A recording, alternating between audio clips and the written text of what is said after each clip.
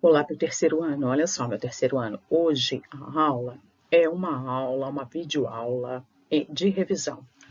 Porém, né, para proficiência. Eu sei que vocês, muitos vão dizer, mas eu nem fiquei de proficiência, para que eu vou assistir? Lê do engano, pelo seguinte motivo.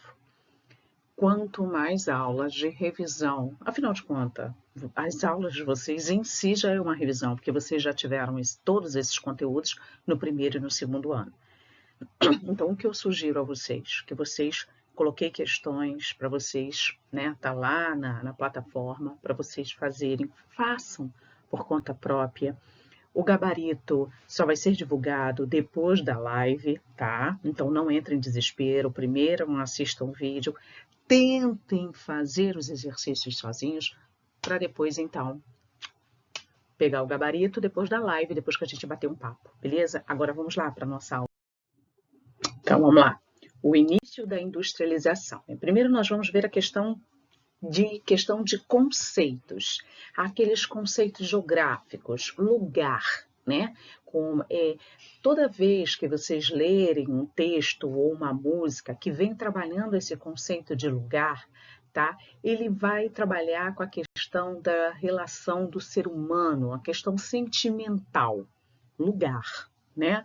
É aquilo que quando, né, nós, né, até vocês na fase de adolescência e até mesmo nós adultos, quando passamos em um X lugar na escola, escola que é algo que nos deixa uma história, que fica marcado na história nossa da vida. Olha só, um lugar que fica marcado em nossa história. Viu o sentimento? Né? Nossa, né? Eu fiz o ensino fundamental 1 aqui, eu fiz o ensino médio. Cara, eu até hoje, quando eu passo pelas escolas que eu estudei, quando eu vou a Juiz de Fora, eu adoro passar pelo campus da JF, porque aquele lugar, poxa, me traz tão boas recordações, recordações também de adrenalina. Meu Deus do céu, muito bom. Isso é lugar, tá legal? A paisagem. Aquele lugar, me descreve uma paisagem. Nossa, aqueles dias de inverno naquele campus da JF, aquela paisagem. Ela ali o campo, ali não, né? Tô igual mineiro. Lá aquele campus da JF coberto de vegetação, muito frio, pela manhã uma cerração, um nevoeiro que não enxergávamos nada. Então, ali eu estou descrevendo o quê? A paisagem, entendeu? Olha como é que eu descrevi a forma do espaço, o IHCL, o Instituto de Ciências Humanas e Letras, onde é o curso de Geografia. Caraca! E para eu fazer as disciplinas de didática, eu tinha que passar pela. Olha só, eu descrevendo a paisagem. Eu tinha que passar pela Biblioteca Central, atravessar todo o campus da JF, porque era do outro lado, né? A parte de pedagogia é justamente no prédio da faculdade, né? Onde tem o pessoal de odonto, onde tem o pessoal de direito. Então, o pessoal de humanas tínhamos atravessar naqueles dias frios, meu Deus do céu, ainda com aquela garoa. Olha, olha como aquele lugar eu descrevo aquela paisagem, tá ok? Então, aquilo que a vista me alcança, o que a minha memória me faz lembrar é a paisagem, ok? Região, né? Refere-se a uma porção superficial designada. Nós temos aí a região da Zona da Mata Mineira, já que eu estou falando de JF, né? A região da Zona da Mata Mineira, né? Existe uma questão que questões, no caso ali, características marcantes da Zona da Mata. Por exemplo, Zona Oeste classificou, né, a região da Zona Oeste. Você vê que nós, Bangu, Campo Grande, Santa Cruz, Barra, Recreio, né, Realengo, tudo possui as mesmas características, ok? E o território, né? Ele aí já é uma área delimitada por fronteiras. O território, ele pode ser, né, determinado pelo poder constituído e, infelizmente, pelo poder paralelo. Geralmente, quando eu dou esse conteúdo é dado no primeiro ano do ensino médio. E aí eu sempre brinco com os animais, principalmente com os cachorros, que gatos também, né? Os machos em geral, eles marcam o seu território. Ali eles estão mostrando o que? O poder, é a apropriação daquele espaço geográfico. Existe quando ele delimita o animal, o território, através da urina, ele está ali mostrando o quê? Eu tenho poder, tá? Ó, sou todo poderoso. E no caso, nós, né, racionais, nós estamos mostrando através do poder constituído. Mas, infelizmente, também presenciamos, né, a questão de dentro do território, uma outra delimitação de território dentro daquela área do poder constituído, que seria o poder paralelo. Ele também estabelece o seu limite de poder, né? Então, isso aí é um território, beleza? Bem, aí eu venho aqui, né, para a questão do Estado, que é diferente de país. Observe que esse Estado eu botei com E maiúsculo, tá? O Estado é uma instituição formada por povo, território e governo. E o país, gente, é genérico, ok? Ele se encontra no território dominado por um Estado. Aí o país ele apresenta características. Moro num país tropical, abençoado por Deus e bonito por natureza. Mas que beleza! Olha como é que ele fala, né? A letra dessa canção. Aí o Jorge Benjor, ele descreve as características naturais do Brasil. Moro num país tropical. Então, olha só, vocês estão vendo? Abençoado por Deus e bonito por natureza. Tá vendo? E também, né? Aí ele fala, né, que tem futebol. Então ele está falando sobre as características sociais, culturais desse país. E o Estado é a questão aí do território, tá? Você pode observar que quando eu falo em Estado, né, o Estado brasileiro, né, eu estou falando em uma questão aí que se encontra dominado por no caso de Estado, de território, de poder, a delimitação daquele pedaço de chão. Bem, quando nós falamos aí sobre o processo, né, então já conceituei, já lembrei, né, fiz uma recordação de todos dos principais conceitos da geografia. Agora nós vamos falar sobre a industrialização no Brasil, né? Todos sabem que ela não ocorreu assim em nível nacional, na verdade, ela ocorreu graças à produção cafeeira e aos capitais derivados dela, né? Justamente ele se deu de forma lenta e aconteceu após o rompimento aí de obstáculos de medidas políticas, né? Aí com o governo aí nós temos de Getúlio e JK, que foram esses dois governos de Getúlio e JK, olha como eu estou íntima deles, foram imprescindíveis aí para que as indústrias começassem a se desenvolver no país, ok, gente? Né? Temos também, não esquecendo de falar que da coroa portuguesa que proibia a instalação do comércio manufatureiro no Brasil, para justamente impedir o crescimento dessa colônia do Brasil, então, né, para que ela continuasse somente fornecer produtos agrícolas, ou seja, o próprio Portugal não queria que o Brasil se desenvolvesse, não é isso?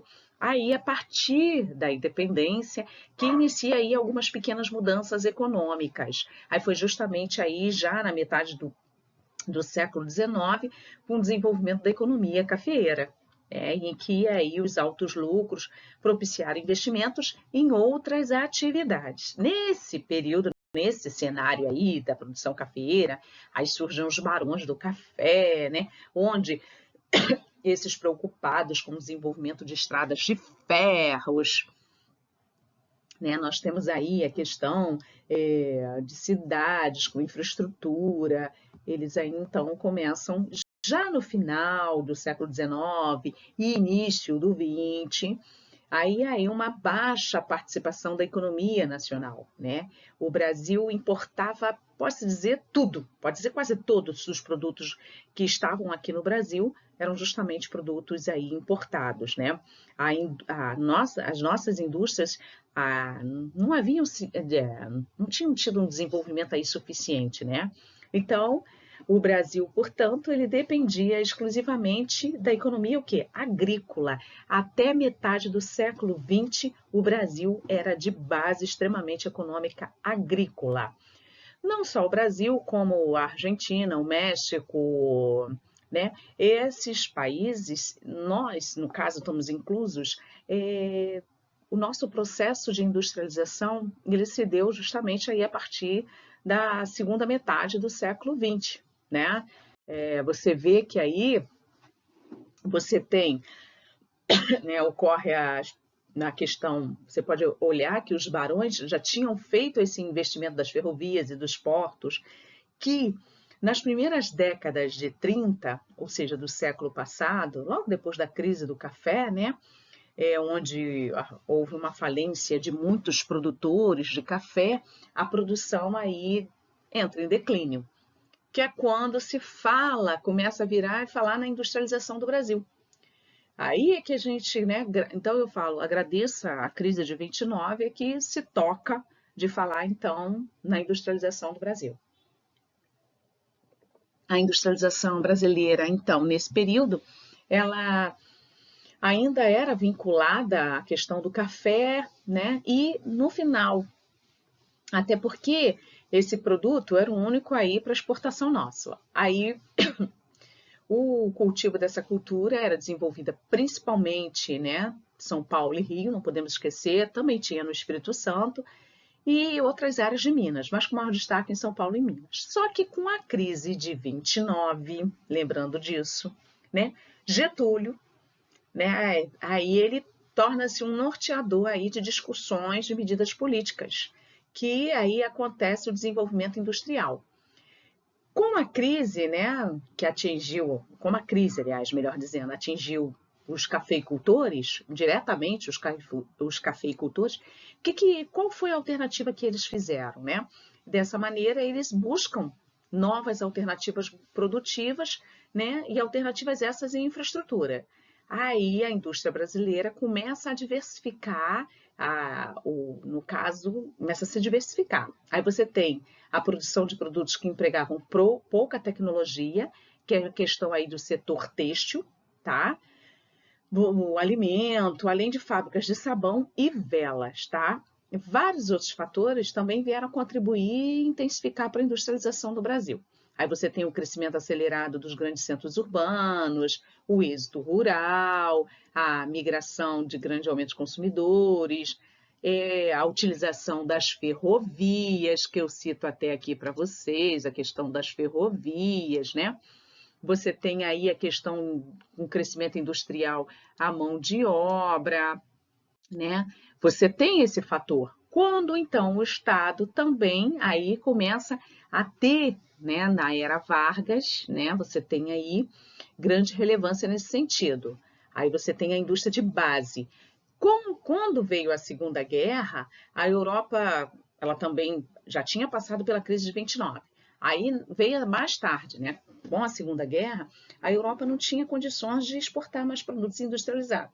Aí todo o continente lá europeu estava totalmente devastado. Aí o que o Brasil pensa? Caraca, eu tenho que incrementar então o quê? Meu parque industrial e aí fazer a substituição de exportação.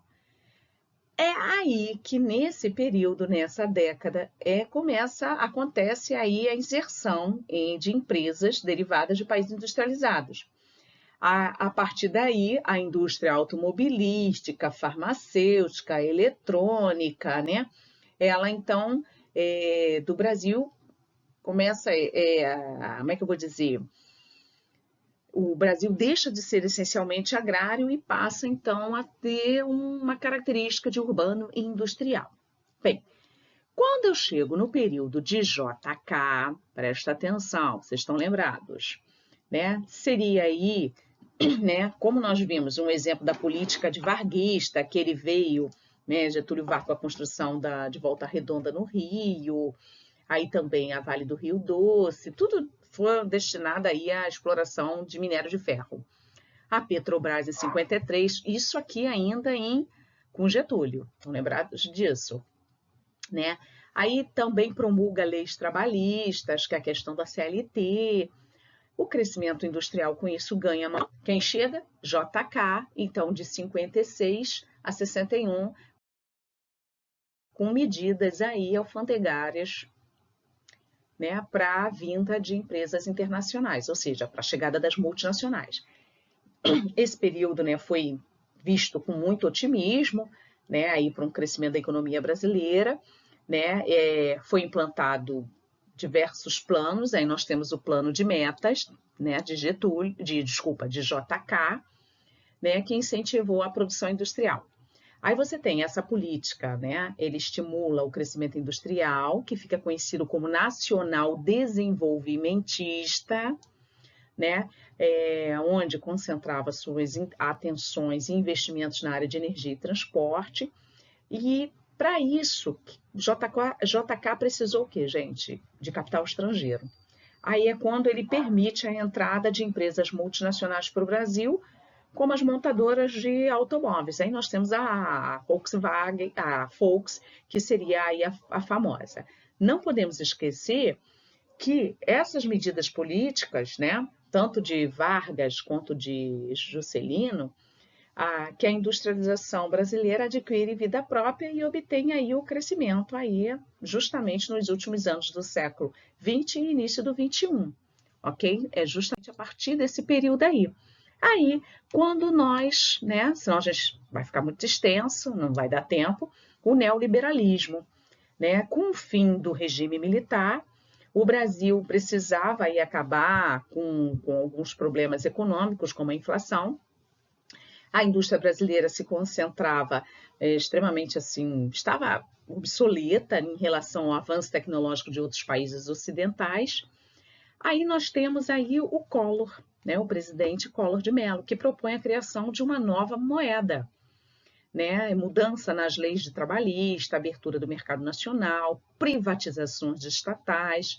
Aí essas medidas que eu acabei de falar, né, como criação de uma moeda nova, mudança de leis trabalhistas, abertura do mercado nacional e privatizações, ficou conhecido como Plano Collor, tá, gente? Ficou conhecido como Plano Collor.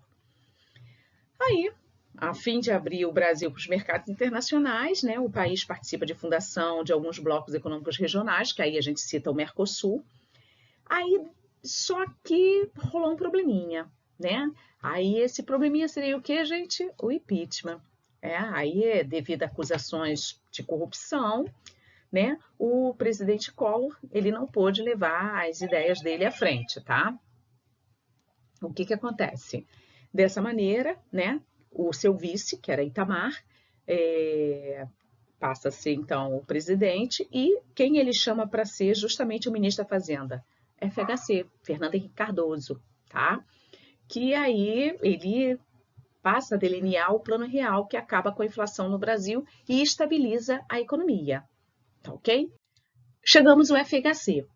No governo de FHC, ele foi aí, teve um sucesso gigantesco e até hoje nós estamos aí com o real, né? Ele se candidata, ele vence as eleições para presidente em 94, que quem era o seu concorrente era Luiz Inácio da Silva, o Lula, né? Então, Fernando ganha do Lula. E aí, né, Cardoso, simplesmente, Fernando Henrique Cardoso, passa a ter uma outra função. Aí, do Estado desenvolvimentista e de grande investidor, como foi o caso de Getúlio e de JK e do período do regime militar, o Estado passa a ser o quê? Regulador. O Estado passa a ser regulador, tá? Bem, várias agências reguladoras. O que seria o Estado regulador? É o surgimento de várias agências aí reguladoras, né? Onde foram criadas a fim de ditar as regras para as novas empresas que passaram a atuar no país. Nós temos aí como exemplo as telefonias estaduais foram extintas, né? E as companhias privadas, então, essas passaram a se submeter à Anatel para poder operar no Brasil. Aí Fernando Henrique Cardoso, né, implanta ideias neoliberais no Brasil, mas lembrando que quem deu o pontapé inicial foi o Collor, por favor. Aí ele vem com privatizações de telefonias estatais. Gente, no caso aqui no Rio seria a Telerge, tá? A venda dos bancos estaduais, aí nós temos aí o Banerj aqui no Rio. Privatizações de empresas, né, como a Vale do Rio Doce, a Companhia Siderúrgica, a CSN. E aí, 20% dos funcionários públicos em nível federal e estadual, né, por meio de aposentadoria antecipada ou demissão. Surge a questão da terceirização de trabalhadores e vários serviços do Estado e a abertura aí do mercado nacional para empresas. estrangeiras, ok? Bem, aí, né, nós temos aí uma consequência, né, seria as consequências da política neoliberal no Brasil pode ser sentida até os dias de hoje, que é um predomínio aí do capital privado, né? O Estado ele vem só como regulador, lembrando disso. Há um aumento de concessões de empresas estrangeiras, não podemos esquecer disso. E nós chegamos então ao governo de Lula. Bem, a Lula simplesmente, né? Ele pega já o país com um plano real, com uma economia, podemos dizer assim, em relação aos dias atuais, estáveis, né? Então, esse Lula ter recuperado o protagonismo do Estado como investidor, né? Era protegido pelo poder público, educação, e fizeram investimento aí, participação do capital privado, aumentar a participação do capital privado, diminuir investimentos, de diminuir e aumentar a participação do capital privado. Aí o aumento de concessões para empresas estrangeiras também continuaram operando no Brasil, tá? A concessão, lembrando que concessão não é uma privatização, deixando isso bem claro, trata-se apenas de ceder ao investidor a exploração de um serviço mediante certas condições aí, certas condições. Atualmente, nós temos a questão das nossas rodovias, tá? Por concessão. A gente paga pedágio aí, a gente sabe muito bem. Então, a crise econômica no Brasil de 2014, né? Você pode ver que começou, na verdade, o início foi em 2008, só que começa por volta de 2014 e isso, né, alguns analistas imaginavam que ficaria até 2020, só que aí agora em 2020 veio a pandemia, aí o troço deslanchou tudo. A crise econômica no Brasil é atribuída a sérios fatores, tá, gente? Que é impossível de apontar apenas um motivo, são muitos. A gente pode entender a partir das próprias condições históricas do Brasil como o fato do país ter sido o tradicional fornecedor de matéria-prima. Nós temos também, né, o governo Lula, ele começa com um país estabilizado e sem inflação, mas faltava apenas a começar o crescimento econômico que havia prometido, mas que nunca se cumpriu, tá? O governo Lula aplicou uma política de juros subsidiados e de crédito barato para os empresários escolhidos pelo governo, também tornou o governo um grande investidor e realizou inúmeras obras, tá? A crise econômica no Brasil, houve uma evolução do produto interno bruto nos governos de FH e de Lula, FHC e Lula. As consequências foram a elevação da renda das classes D e E, houve uma mudança de hábito de consumo e investimento, ou seja, um forte aumento de demanda por parte da população brasileira, mas o erro não estimularam a poupança, nem os investimentos a longo prazo. Isso fez com que a situação externa era favorável, pois o mundo vivia um forte aumento de exportações dos commodities, né? A crise mundial se instala em 2008, o governo Lula aplica medidas que garantissem que o mercado interno agora maior continuasse a sustentar a demanda, né? Só que, para alguns economistas, tá?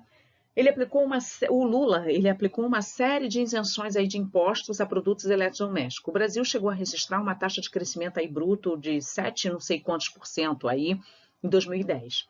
Mas o economista Ricardo Amorim, tá? Ele disse que todas as medidas que foram adotadas estimulavam o consumo e não a produção. O erro foi nisso, né? Então, a mão de obra no Brasil ficou cara, mais cara ainda, e o espaço ficou mais caro. E isso, o que acontece? Gente, o que acontece? Fuga de indústrias, ok? Aí, chegamos então, né? Eu boto aqui para vocês a questão do economista, que eu falei para vocês, ó, fuga de empresas, todas as medidas estimulavam o consumo e não a produção, então para o grande problema. Chegamos, por último, aí o governo da Dilma, né? Onde ela não tem a mesma habilidade para unir o governo em todo o seu projeto, ela repete as mesmas políticas de Lula, né? E, do mesmo modo, houve um congelamento de tarifas públicas para evitar o aumento da inflação. Entretanto, ocorre a quebra de contrato com as empresas de eletricidade que acabaram repassando o custo para quem? Para a gente, né? Para a população, ok, gente? Essas medidas, né? A questão do país entra em uma recessão técnica em meados de 2014, com a queda aí da produção industrial, tá? Em 2015, Dilma anuncia uma série de aumentos de impostos, como a questão do IPI, dos produtos industrializados, e IOF. Com todas essas resoluções, várias empresas do setor têxtil e plástico mudaram para o país vizinho, Paraguai. Olha só, nós perdemos muito, tá? E dessa maneira, a popularidade da presidente cai na mesma proporção, que não era mais capaz de articular aliança nenhuma. Então, e em seguida, nós temos aí a questão do processo do impeachment dela. Tá ok, gente?